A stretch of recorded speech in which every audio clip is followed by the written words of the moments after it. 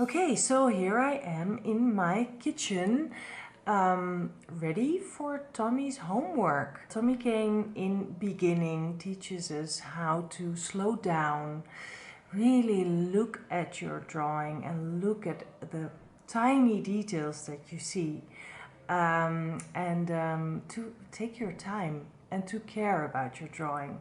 And I think what is really valuable about what he talks about is that you never should abandon a drawing.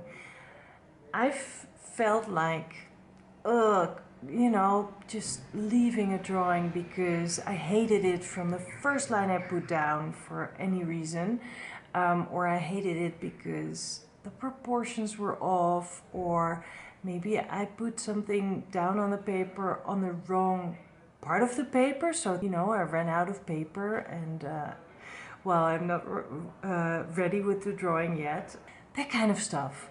So you could blame yourself for that, or you could stop drawing and just go to the next page. But what Tommy says is just fix it. You can fix any flaws. It's your own flaw, so you can fix it. And I love that. So I will take a few hours now to sit down and draw my kitchen as prescribed. Yeah, and that's my homework for the study hall in beginning for Tommy Kane's homework.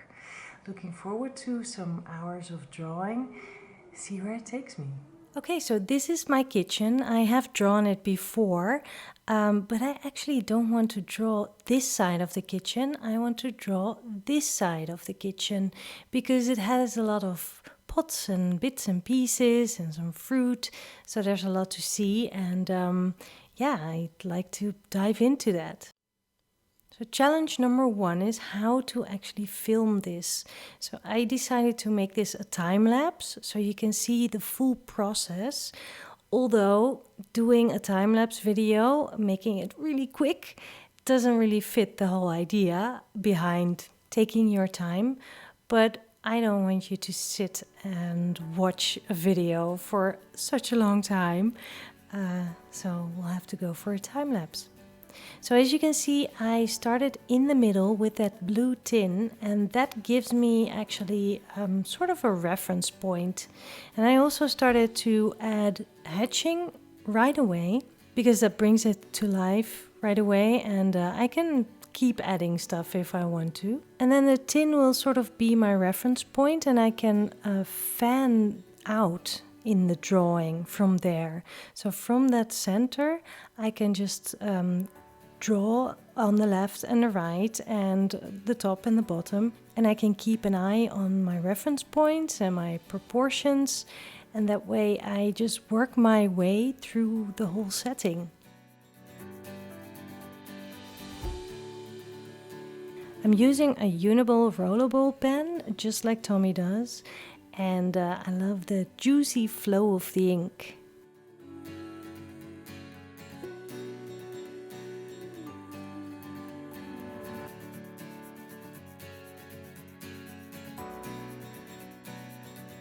I noticed that for some bits and pieces I want to dive into details right away, but for other shapes it also works to just draw the outline first and then I'll come back to it later. So I'm sort of jumping from space to space in the drawing, I guess. And I really enjoy the hatching bit. I don't know why. It just has such an immediate effect, I think. And it's interesting because this part of the kitchen is so common. It's something I see every day, and to really look at it makes it a different experience. Makes me experience this space and this spot on the table differently as well.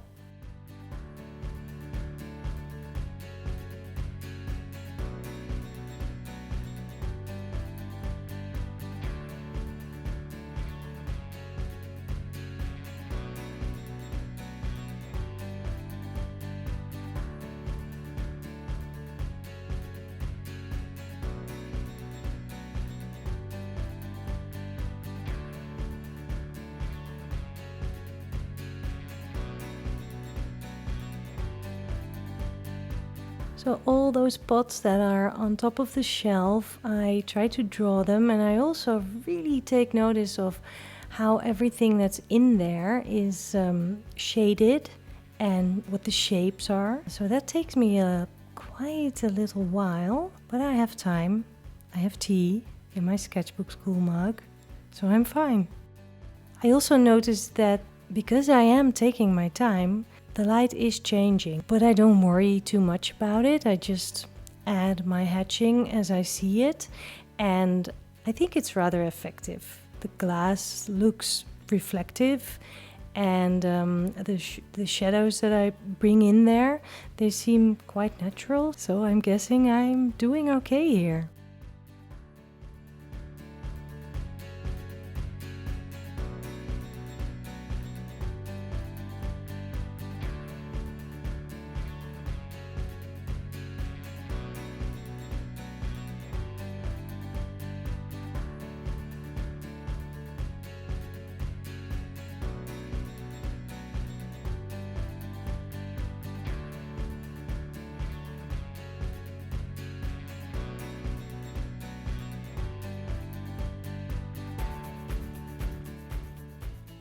There's writing on the labels of those jars, but I just try to indicate the writing because it's too small to really make it detailed, and that's fine.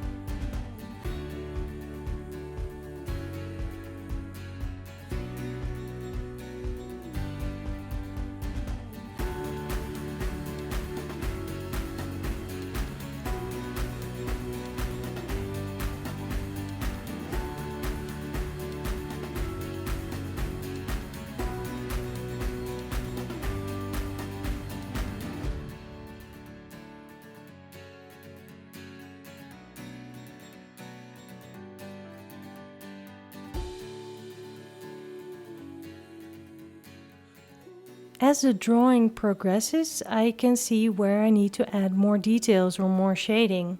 So I'll just keep on going, and I keep seeing new things that I didn't see the first time. So just keep going as long as I'm having fun. That is really what is happening. I am really having fun, because maybe the rule of never abandoning a drawing is sort of strict. I guess it is. But it's also really a great rule, because you just keep on going, and that makes you enjoy the whole process. And it will give a fantastic feeling if you're done. You have such an accomplishment of making a drawing you might never thought you could have done. So I'm adding watercolors now, and the paper of this sketchbook doesn't really love watercolors, but I don't care.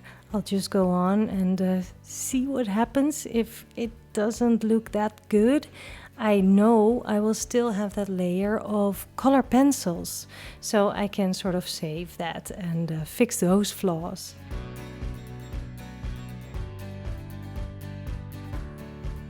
I have a mix of different brands in my watercolor palette.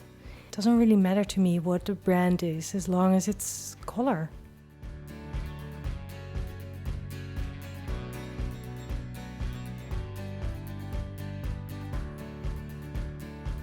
Again, now with adding color, I can see I can add more and more details, and by adding extra layers, some parts are really popping forward, and the glass of the jars is really starting to become shiny and rounded, and this is really such a magical part of the whole drawing, I think.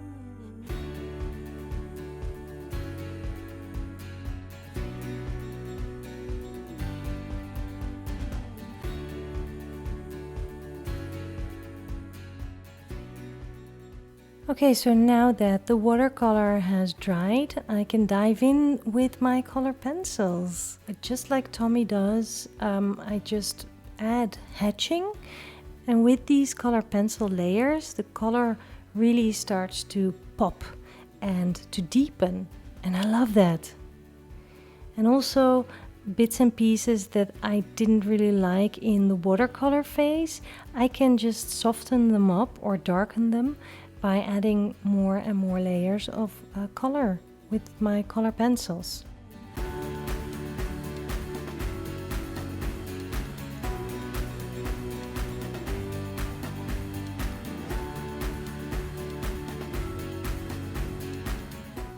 Just like my watercolor palette, I don't really mind which brand color pencil I use. I just have a whole bunch of different brands here at hand and use the colors that I need.